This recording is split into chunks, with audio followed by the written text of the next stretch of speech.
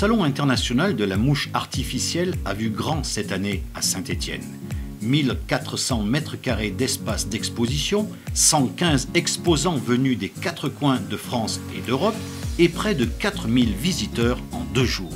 C'est la 21e et c'est vrai que là il a pris une ampleur extraordinaire notre salon parce que maintenant des exposants, des professionnels du métier m'ont dit que c'était le plus beau en Europe. C'est une association de bénévoles qui fait ça effectivement, qui a pour objectif de faire plaisir à tout le monde, de faire une grande fête de la mouche. Nous, notre truc, c'est partager notre passion, faire plaisir au plus grand nombre pour que toute la mouche soit, le monde de la mouche soit heureux.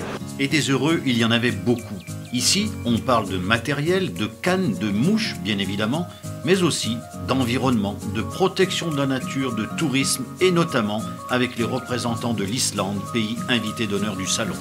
L'origine de la pêche à la mouche est en Angleterre.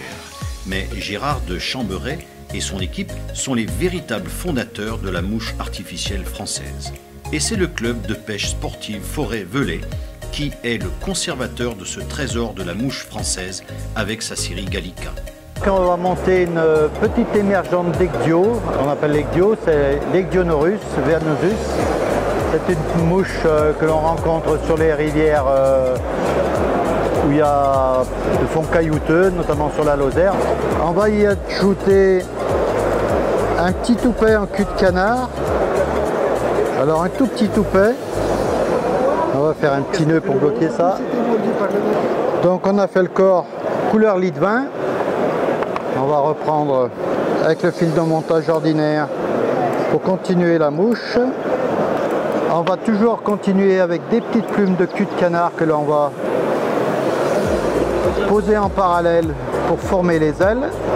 On va bloquer les 2 plumes de cul de canard et là on va faire le nœud final. C'est une mouche assez simple. Enfin le nœud final au whip sheet et voilà une mouche facile à faire qui soit assez bien pour pêcher dans les courants.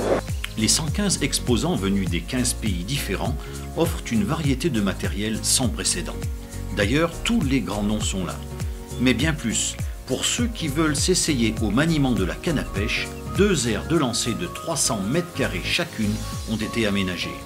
Il faut dire que le coup de fouet est un art difficile. On a découvert le club CPSFV. Donc fouetter, c'est pour charger notre canne pour pouvoir jeter la mouche le plus loin possible. Et donc on fait une arrachée pour le plus délicatement possible pour éviter d'effrayer le poisson. On utilise un bas de ligne avec du fil très clair au bout, qui permet d'attacher notre mouche le plus loin possible et être le plus discret possible. C'est vrai que la pêche à la mouche, c'est une pêche très ancienne, puisqu'on en parle déjà au début de notre ère, de la canne en bois, et on a fait des cannes extrêmement performantes. C'est simplement une pêche où il faut avoir un très bon état d'esprit, des qualités morales. Mais le pêcheur à la mouche, c'est un gars sympa en général.